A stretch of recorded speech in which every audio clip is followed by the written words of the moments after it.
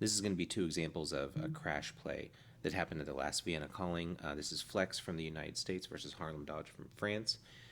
Generally, when you want to use crash is if there's one player left on a team and you have enough balls to be able to throw at them, so you can isolate them as a solo player with bringing multiple players at that person to try and eliminate them.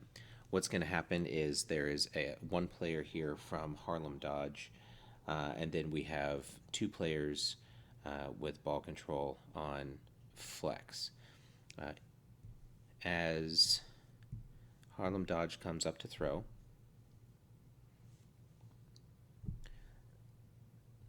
this is a way that crash doesn't work as it's intended to. So Harlem Dodge is throwing over here at this player on Flex. What's happening is the other player on Flex, because crash was called, she is already coming downhill. The problem that she's having is her player, her teammate that's going to crash with her, is still waiting for this ball to get over so she can make a defensive play, either dodge or block. She chooses to block, as we'll see here in just a second. So right now she is just starting to take off towards the Harlem Dodge player, whereas this Flex player is already in a full sprint. What we're going to see there is then as they're approaching the line, they're on completely different trajectories.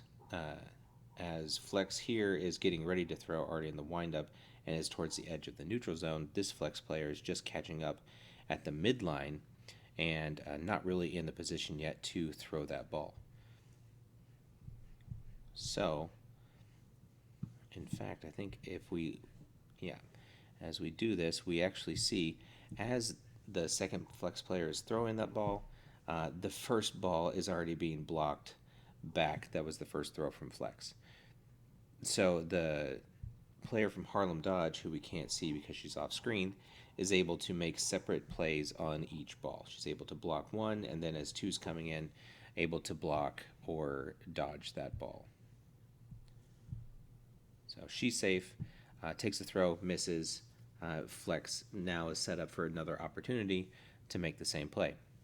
So Harlem Dodge comes up to throw again, and again does the same thing, cross courts over here to make that throw. So now this player is in the same position that she was before, where she has to spy as that ball is coming over to see what she does as far as her pace and everything goes after that throw. Now, what helps her a little bit, one, is that it's a dodge instead of a block. So she's able to be a little bit quicker off the ball, not having to wait to see what happens there. But you see the eye level here, taking a look, seeing, okay, what's happening, how fast is she going to be able to get downhill to come after this player to make that crash call. So here they come. And what I love about this specifically is you look at where their feet are on the court, and they're almost at the exact same line on the court in the neutral zone. And you see them both wind up. Their release is going to be at about the same time as well.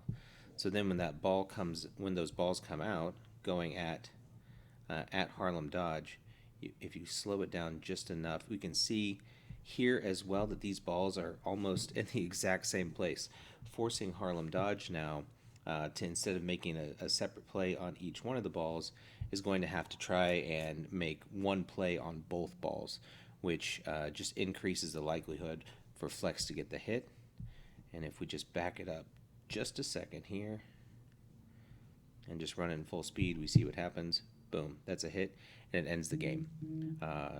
Again, the first one not successful because the players are not in sync, because not watching to see what your teammate is doing. The second one far more successful because they're able to come downhill, align on the same plane on the court, and then get the balls out in the same trajectory, same time, same pace, and pushing the Harlem Dodge player to be in a much less successful position.